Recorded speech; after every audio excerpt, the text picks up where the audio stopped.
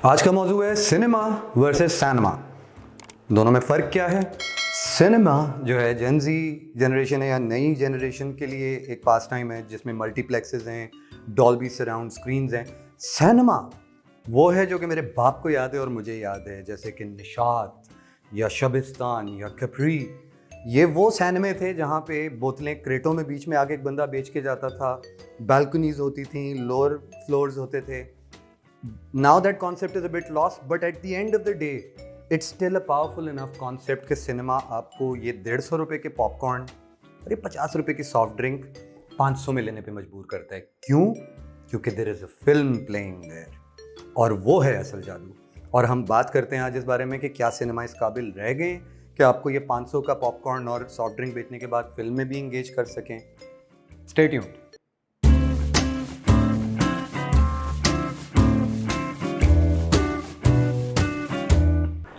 आज हम इस सब्जेक्ट की फील्ड्स में आने के लिए कि एक्चुअल नुकसान होता कैसा है सिनेमा घर जाके, हम यही महंगे मनूस पॉपकॉर्न और ये सस्ती आइस टी लेकर आए।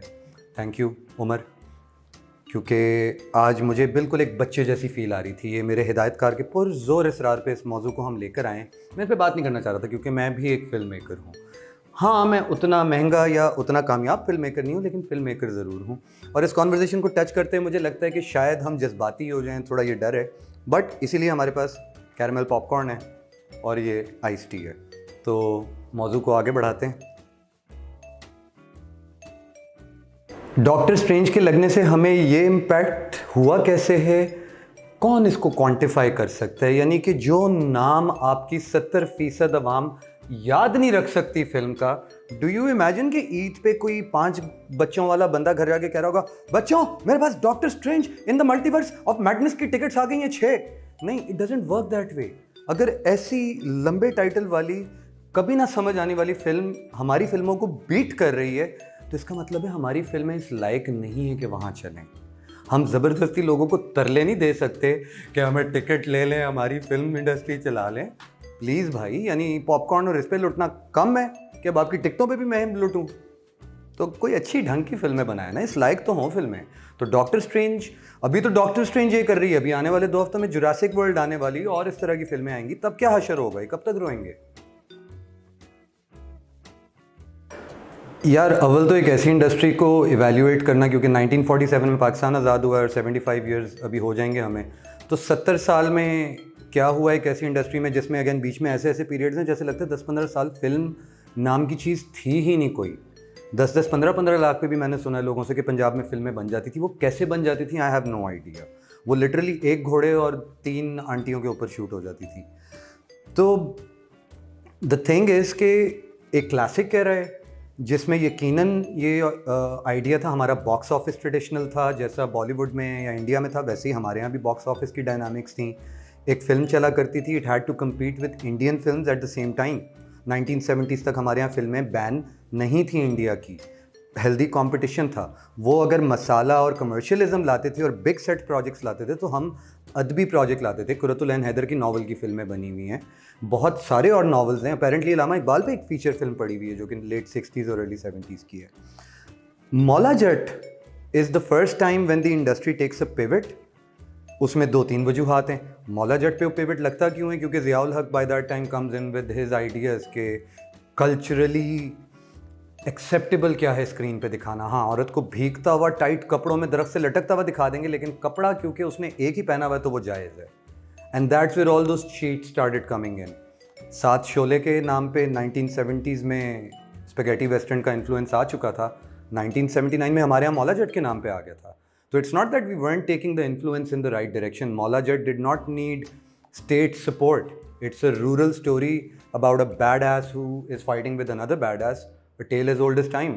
You know, Dirty Harry हो जाए या The Good, the Bad and the Ugly. एक ही नैरेटिव है ना जो बार बार बिकता है। फिर दूसरा रिवाइवल जो सो कॉल्ड कहते हैं खुदा के लिए पे आया था। वैसे तो पहले जावेद शेख ने भी क्लेम किया था कि यह दिल आपका हुआ रिवाइवल इस सिनेमा का, जो कि बेसिकली उन्होंने 1/10 ऑफ द बजट एक धर्मा फिल्म जो शूट होती है उस पे जाके मलेशिया में शूट कर ली थी और उनका ख्याल था कि ये रिवाइवल है।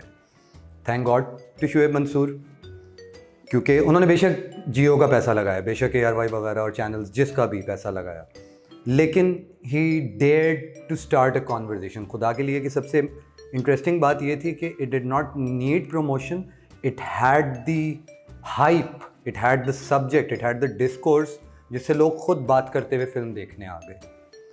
अब आ जाएं, एक फिल्म बता दें यार, चक्कर, दम्मस्तम, खरमस्तम, I don't even remember the names. अभी हम थोड़ी देर पहले यही जहाँ से लेकर आ रहे हैं वहाँ पे हम गए थे, तो थोड़ा प्यार और थोड़ा सेटिंग और रिश्ते भी रिलीज़ होने वाली हैं। हम कौन से दौर में बैठे हुए हैं कि ये रिवाइवल नहीं है, ये बैरियल ऑफ सिनेमा चल रहा है अभी, और अभी हम सिर्फ खड़े होकर वहाँ पे मिट्टी फेंक सकते हैं, या अगर किसी को CPR आती है तो वो दे दे। यार अव्वल तो break through again for something as organic and as pure as art like cinema की तरह, इसमें कोई फार्मूला तो नहीं है ना कि कोई इंसान कहे कि यार ये वाली फिल्म है। अगेन अगर आप इंडिया की फिल्म इंडस्ट्री की मैग्नम ओपस की बात करें, पूरी इंडस्ट्री को मुग़ल आज़म ने कहाँ से कहाँ उठा दिया। उस फिल्म के पीछे एक इंसान की ज़िंदगी के 10 साल गारत हुए हैं, उसकी सारी कमाई गारत हुई भी है। तो it's a crazy business, someone needs to dump in all their intention, all their artistic relevance, all their observations and all their love into a film, तब वो डिमांड करे ना कि यार ये चीज़ ब्रेक थ्रू करेगी। अभी तो हम फार्मूलों पे चल रहे हैं, 4 फार्मूले हैं हमारे पास, या तो टीवी चैनल्स जो हैं या मीडिया हाउसेस कहते हैं for black of a better word, वो लोग फिल्म इंडस्ट्री को चला रहे हैं। इट्स इधर जियो की प्रोडक्शन, जो कि वो कौन सी फिल्म थी यार उनकी, पॉलिटिकल चंबेली या खुदा के लिए या बोल, उस नैरेटिव पे कि जहाँ पे साफ पता लग रहा होता है कि they trying to bring in a socio political narrative. ARY उनके दुबई में क्योंकि बिजनेस है, वो कहते हैं काम करते हैं, हुमायूं, सईद, फहद, मुस्तफ़ा अहमद बट और भी कोई 3-4 मोटे लेके सबको दुबई चले जाते हैं और जवानी फिर नहीं आनी 4.5 बना लेते हैं। उनका सिर्फ ये ध्यान है, वो सिर्फ इंडियन फार्मूला फिल्म्स को रीमेक करना चाहते हैं, उन्हें रोहित शेट्टी को छापना है। तीसरा बच जाता है आपका फॉरेन फंडेड, ये बहुत छोटा सा, and you know we know about it because we know film makers जो कि यूरोप से, अमेरिका से किस तरह छोटे छोटे प्रोजेक्ट्स के लिए फंडिंग जमा करते हैं, उनको शूट करते हैं साल साल। लेटेस्ट एग्जाम्पल बीइंग जॉयलैंड, या उससे पहले what was the name of the movie, Darling. तो these movies that talk about hard subjects, उनकी यहाँ पे फंडिंग नहीं है, उनकी बाहर से फंडिंग आती है और उनको ऑडियंस भी बाहर मिल रही है।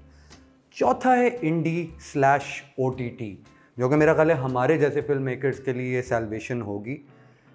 ये स्क्रीन इतनी बड़ी से होके अब इतनी रह गई है ना, हर कोई इस एक्सपीरियंस के लिए नहीं जाता। मैं सिर्फ इन पॉपकॉर्न के लिए गया था और फ्रैंकली ये भी कोई बहुत अच्छे नहीं है। खैर, पॉइंट बीइंग कि सिनेमा में जाने के लिए the film really needs to suspend your disbelief for 3 hours, कि आप उस सीट में एक जगह बैठ के रिवाइंड फॉरवर्ड किए बगैर अपना पॉज लेके बाथरूम इन आउट और यू नो जो भी और करना है आपने, ये सब चीज़ों के लिए वो फिल्म इतनी इंटरेस्टिंग होनी चाहिए कि आपको बिठाए और आपको एक दफ़ा भी सवाल ना उठे कि यार मेरा पैसा वसूल नहीं हो रहा।